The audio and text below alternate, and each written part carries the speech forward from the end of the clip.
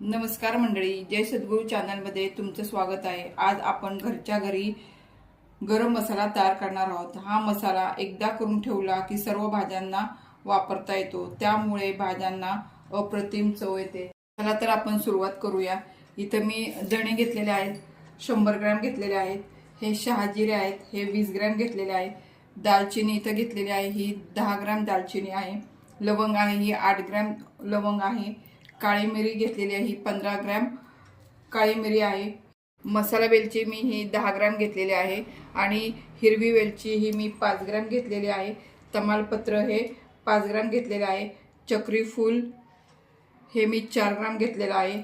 जावित्री 2 ग्रॅम घेतलेला आहे आणि हे मी जायफळ 1 घेतलेला आहे। चला आता आपण गॅस चालू करून हे सगळं मसाले भाजून घेऊया। आता सर्वप्रथम आपण धणे भाजून घेऊया।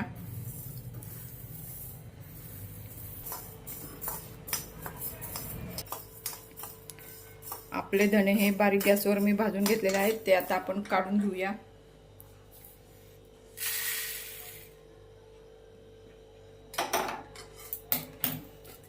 आता आपण हे शहाजीरे आहेत ते भाजून घेऊया।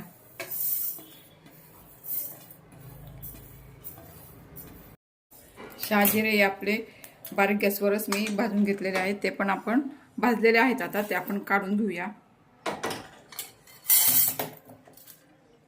आता दालचिनी, लवंग आणि मिरे हे आपण भाजून घेऊया।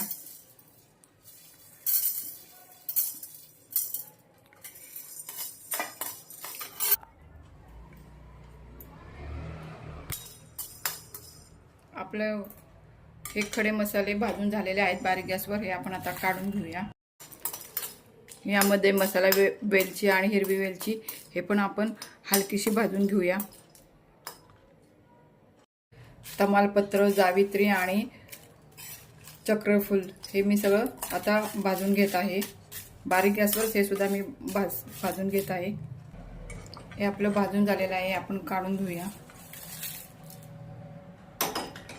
आणि इथं हे जायफळ घेतलेलं आहे, हे मी किसून नंतर सगळा मसाला झाल्यावर किसून मी त्यामध्ये टाकणार आहे मसाल्यामध्ये, त्यामुळे ते काय भाजायचं नाहीये। आणि हे सगळे मसाले मी न तेल वापरता फक्त भाजून घेतलेले आहेत। आता आपण हे थंड करायला ठेवूया आणि नंतर मिक्सरच्या भांड्यामध्ये टाकून याला बारीक करून घेऊया। मसाले हे गार झालेले आहेत, ते आता आपण बारीक करून घेऊया।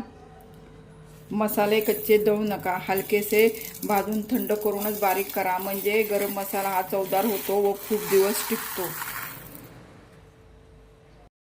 हे सर्व मसाले आपण भाजल्यामुळे मसाल्यामध्ये कच्चेपणा राहत नाही व मसाल्याला छान सुगंध येतो। आपण खडे मसाले असे दळून घेतलेले आहे, एकदम छान आणि बारीक पावडर झालेली आहे।